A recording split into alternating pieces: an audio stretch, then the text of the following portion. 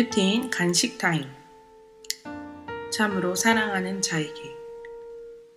장로인 나는 사랑하는 가요 곧 내가 참으로 사랑하는 자에게 편지하노라. 사랑하는 자여, 내 영혼이 잘됨같이 내가 범사에 잘되고 강건하기를 내가 간구하노라. 형제들이 와서 내게 있는 진리를 증언하되 내가 진리 안에서 행한다 하니 내가 심히 기뻐하노라. 내가 내 자녀들이 진리 안에서 행한다 함을 듣는 것보다 더 기쁜 일이 없도다. 사랑하는 자여, 내가 무엇이든지 형제 곧 나그네 된 자들에게 행하는 것은 신실한 일이니 그들이 교회 앞에서 너의 사랑을 증언하였느니라. 내가 하나님께 합당하게 그들을 전송하면 좋으리로다. 이는 그들이 주의 이름을 위하여 나가서 이방인에게 아무것도 받지 아니함이라. 그러므로 우리가 이 같은 자들을 영접하는 것이 마땅하니 이는 우리로 진리를 위하여 함께 일하는 자가 되게 하려 함이라. 아멘.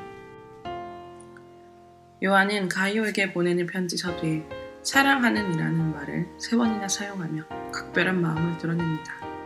이것은 인간적인 사랑이 아니라 예수 그리스도 안에서 교회를 위해 헌신하고 주의 말씀을 간절한 마음으로 따르는 가이오를 향한 요한의 관심과 애정을 나타냅니다. 그리고 이 사랑은 가이오를 위한 축복 기도로 나타납니다. 우리는 나에게 잘해주는 일을 위한 기도는 잘하지만 주의 일을 위해 헌신하고 말씀을 지켜 행하기를 힘쓰는 공동체의 지도자와 지체에게 사랑과 관심을 표현하는 데 인색할 때가 많습니다. 교회는 진리 안에서 사랑을 나누어야 합니다. 주 안에서 교회를 위해 헌신하기를 힘쓰기에 내가 참으로 사랑하는 목회자가 있습니까? 공동체의 지도자나 지체를 비판하거나 판단하기를 먼저 하지는 않습니까? 요한은 가이오가 진리 안에서 행한다는 형제들의 소식을 듣고 심히 기뻐하노라고 합니다. 요한의 기쁨은 가이오를 비롯한 교회 성도들이 영육 간의 강건함과 번성함을 누리고 있기에 생긴 안도나 감사의 감정이 아닙니다. 오히려 성도들이 로마 제국의 박해와 이단의 미혹으로 고난당하는 가운데서도 진리의 말씀 안에서 그 말씀을 지켜 행한다는 간증을 들었기 때문에 감사와 기쁨을 표현한 것입니다. 이처럼 성도는 나와 내 가족이 진리의 말씀 안에 거하고 행하게 되니 예수님을 믿고 천국의 백성이 된 구원의 일보다 더 기쁜 일은 없다고 고백할 수 있어야 합니다. 나에게 가장 큰 기쁨은 구원의 일입니까? 예수 믿는 내 부모와 자녀가 최고의 가족이라고 간증할 수 있습니까? 초대교회에는 여러 지역을 돌아다니며 복음을 전하는 순회 전도자들이 있었습니다. 가이오는 이런 형제들을 사랑으로 영접해서 음식과 물질로 섬겼는데 그들이 이 소식을 교회 앞에서 증언했기에 요한은 이것을 신실한 일이라고 칭찬합니다. 더불어 요한은 가이오에게 이들을 전송할 때도 하나님께 합당하게 필요한 물질을 챙겨주길 권면하면서 이런 것들이 우리로 진리를 위하여 함께 일하는 자가 되게 하는 것이라고 전합니다. 누군가를 통해 전해진 복음으로 내가 구원받았기에 나도 사랑에 비친 자가 되어 복음을 전하는 그 일에 동참해야 합니다. 우리가 신실한 일로서 섬겨야 할 복음 전도자는 누구입니까? 기도하기입니다.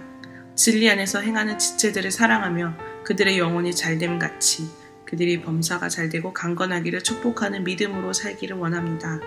사랑에 비친 자로서 복음의 일꾼들을 잘 섬기고 영접하여 주의 일에 몸과 마음으로 동참할 수 있도록 인도해 주옵소서. 묵상 간증입니다. 진리를 증언해준 형제들. 아내가 이혼하자고 할 때 저는 많이 당황했습니다. 부부 갈등이 전혀 없는 것은 아니었지만 이혼할 정도로 심각하진 않다고 생각했기 때문입니다. 아내는 시어머니가 편찮으시고 저와 같이 사는 게 행복하지 않다는 이유로 이혼을 강력히 주장했습니다. 저는 아내를 달래기도 하고 서운하게 해서 미안하기도 하고 사과를 해보았지만 아내는 완강했습니다. 그래서 저는 나랑 사는 게 행복하지 않다고 하니 아내의 요구대로 이혼해주는 것이 이타적인 행동이고 강건하게 되는 것이라고 착각을 하였습니다. 그런데 막상 이혼 도장을 찍어주고 나니 억울한 생각이 들고 아내가 왜 이혼을 요구했을까 반복적으로 생각하게 되었습니다. 나는 직장도 잘 다니고 집안일도 잘해주고 교회에서 봉사도 열심히 하는데 뭐가 문제였던 거야? 라고 생각하며 지옥을 경험했습니다. 이혼의 충격으로 신경정신과 약을 먹으며 힘들어하면서도 돌직남이란 수치 때문에 교회를 떠났습니다. 그러다가 말씀 묵상을 하는 공동체에 속하게 되었습니다. 소그룹 모임에서 지체들은 나그네처럼 영적으로 방황하던 저의 이야기를 들어주고 같이 밥을 먹고 위로해주며 저에게 사랑을 베풀어 주었습니다.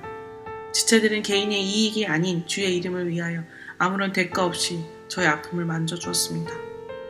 그러면서도 지체들이 주의 말씀에 비추어 자기 죄를 보는 모습을 보여주니 저도 제가 전처에게 저지른 죄악들이 떠올랐습니다. 전처가 허리가 아파 무기력해 있을 때 속으로 내가 환자랑 결혼했구나 라며 전처를 흉보았습니다. 또 직장 동료의 아내와 전처를 비교하며 결혼한 것을 후회하기도 했습니다. 그래서 아픈 어머니를 돌본다는 명목으로 아내를 외롭게 하였습니다. 밤에 전처가 잠들면 몰래 거실에 나와 음란물을 보다가 잠들었고 그러다가 깨어서는 새벽 예배를 가곤 했습니다. 겉으로만 효자요, 믿음 좋은 신앙인이요, 좋은 남편인 척했지만 실제로는 진리 안에서 행하는 것이 아무것도 없었습니다. 스스로 죄 없고 이혼의 피해자라고만 여기며 지옥을 살았는데 진리를 증언해주는 지체들 덕분에 회개의 영이 저에게 임했습니다. 거룩의 가면을 쓰고 온갖 죄를 일삼던 저의 모습을 보게 해주신 주께 감사드립니다. 적용하기입니다. 교회 소그룹 모임에 자주 참석하지 못하는 지체를 찾아가 함께 차를 마시겠습니다. 남 흉을 보고 정죄하려는 생각이 들 때마다 주기도문을 외우겠습니다.